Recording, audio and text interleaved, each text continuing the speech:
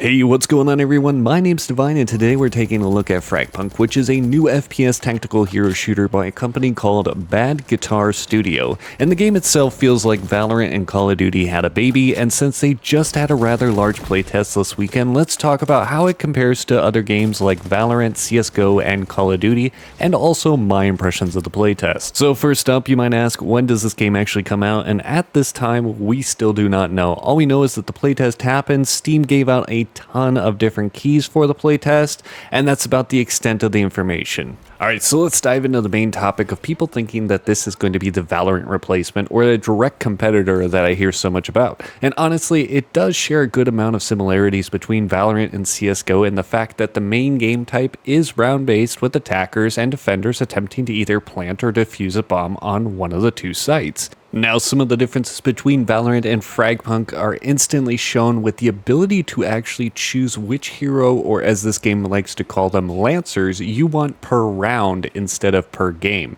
After choosing, you will notice that money is not a thing in FragPunk in each wave. Instead, you get things called shard points. So this means you don't have to constantly have to buy your abilities or guns. Instead, you're given all your abilities fresh each round, and for the weapons, you are limited to how many times you can bring a certain gun into a round. Some do allow you to use them in multiple rounds, and others you can only use them in a single round. Just like in Valorant though, if you live through the round instead of dying, you do get to keep your weapon instead of being forced to change this up. Now, I do feel like this change is definitely interesting because it does keep the gameplay different each round, since if you do die, you're forced to kind of change up your guns, and it's not as stagnant as I would say Valorant gets towards the later rounds. So, as I stated earlier, instead of the cash, they have implemented shard points, which are spent on things called shard cards. These cards are chosen at random every round, and players vote on them with their points to use them in the following round. Now, you do have the ability to re-roll a card, but if you do want to do this, it does burn a shard point, and the further you get into the game, the more shard points you are given. So, things like that can be, really picky. If you have a lot of points on your team, it may be worth re-rolling the cards here and there. As for my feelings on the shard cards, I think they give an interesting and a unique feel that can break up the rounds to feel a little less stagnant, just like the weapons do. And I have a feeling a lot of people will only look for very specific cards in the actual release of the game. As of right now, we do know there's going to be 70 plus cards, and this might just feel like some of these are fillers for the other good cards, but we'll kind of have to see when the game does release. Now let's talk about the abilities of the Lancers compared to the heroes in Valorant, and I think there are pretty much a lot of similarities between each of the characters and having their own unique abilities, and some have more aggressive play styles that work better on the attacking a point, or others, that have better defensive abilities. One thing that did stand out pretty quickly after starting to play this is there's a good chunk of Lancers in FragPunk with either the ability to see through walls or have some ability to teleport to different points on the map, just to get behind the enemy team, so it feels almost a little bit faster. This brings me into my next comparison, which I feel Valorant is meant to be played at a much slower pace compared to FragPunk, which wants you to run around the map with a bit more Call of Duty style mindset. This will be the biggest noticeable change for those players that like to play CSGO or Valorant, I think. And since you no longer have to make sure you have to stop and crouch when shooting, you can literally do run and jump shooting like you do in Call of Duty. And I think that would really cater to those type of players to play this style of game. Now, the last comparison I want to make on this game is the time it takes to complete a game. In Valorant, I believe it's around 20 rounds to win the game. In FragPunk, it's 6. This is the best out of 6, so it can go into 7 rounds, but this makes the game go much more quickly if you want like a game to play just for a little bit. Unlike Valorant, where I feel like you almost have to dedicate at least an hour per round to play. Now, personally, my thoughts overall on the game was that I do enjoy the gameplay of it. Valorant and CSGO are just not my style, and I struggle to make accurate shots in those games. This game feels like I can play these round-based games that many of my friends really do enjoy, but just not get dominated every round because the gun seems to just put a silhouette around enemy players. I also personally grew up playing Call of Duty style games, so this kind of caters a little bit more towards me, I feel.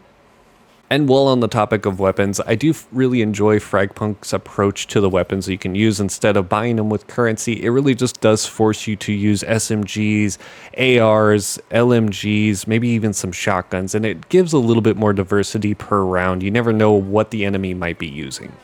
As for the Lancers, I think they need some tweaks at this time. Most of the characters are pretty balanced, but a few stand out with different explosives or sniper abilities that can one-hit other Lancers that are basically a force to just kind of take the damage, or hope you have teammates that can take them out before you're getting taken out, or you kind of have to camp around with some of your other abilities. So I feel like some tweaks to this might be good overall with the game going forward upon release, but only time will tell whether or not they actually make those changes or if this is just the way they want this game to be.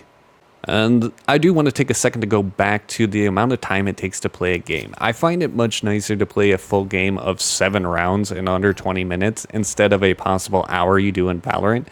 That's just me. I find it that it's easier just to hop into a game for a little bit and not have to dedicate a ton of time to play the game.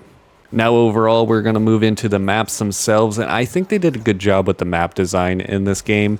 Honestly, they all seem pretty good. I think we only got to see 5 different maps so far, but from what we've seen, they have pretty good lanes, pretty good visibility. Overall, there was no glitches or bugging into any parts of the map that I saw, so that's always a good positive thing to see. Now let's move on to a few things that I really didn't enjoy about this game. And the first would be the amount of time that is wasted between rounds seems very excessive. After a round, there is a kill cam, or what they call key moments, highlighting the best kill of the round. Then you're taken to your shard card selection, which is 25 seconds long. And right after, you're taking to your Lancer and weapon selection, which is another 30 seconds. So after the round, you are basically forced to wait around for a minute before the next round begins. This really got old kind of quickly for me, and that's why I tended to just go straight to the team deathmatch, because there's no time in between waiting. You just kind of respawn and away you go, and it's the first to 100. The next thing that I really didn't like was the card selection itself.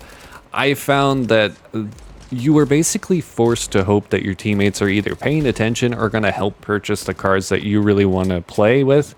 And I think I had about 2 or 3 different games in the span of just a single day where my teammates refused to just even select a card. So I feel like player griefing could easily become a serious issue in this game, because people are going to be like, no, I'm just not going to vote on any card, like screw the team over. So I don't know how they would combat this, but it is a fear that I've seen, and it's already an issue that I've experienced, which is a little sad.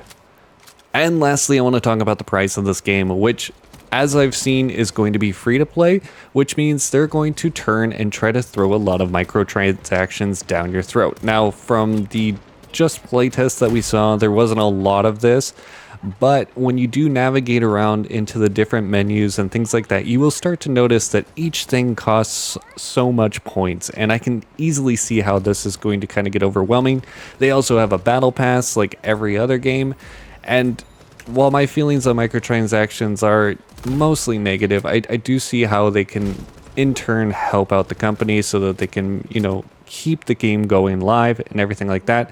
Only time's going to tell whether or not this is really going to be forced down our throats or if this is just a playtest, but, it's always something that we might have to worry about. Overall, I had a pretty decent time with this game with friends during the playtest. Now, would I download this game once it releases? I think I'd give it another try, or at least worse, just play it to play the team deathmatch. Was kind of fun for 10 minutes of just pure chaos and shooting mechanics. I feel like this game really did nail trying to bring those people that like to play that Call of Duty style gunplay mechanics into a more Valorant CSGO style of game. So it does have me interested. I don't know if I will continue to play it, but I will definitely give it another shot once it releases. And the ultimate question is, will this game actually steal a large audience from Valorant? And in my opinion, I don't think it will. I think the game itself could really have a nice little community, but I don't see it being as big as CSGO or Valorant, or just stealing all those players to play this instead. But it is nice to see companies that are trying out new things. Only time's going to tell whether I was right or wrong about this opinion, but from what I've seen and some of the feedback of players that I've seen, I don't think it's going to steal all those players away from Valorant, but like I said, it could have its own nice little community to play with. Alright, well that's all I have for you today. Please let me know if you like this style of video and want to see more moving forward, and I hope you all have a great rest of your day, and I'll see you in the next one.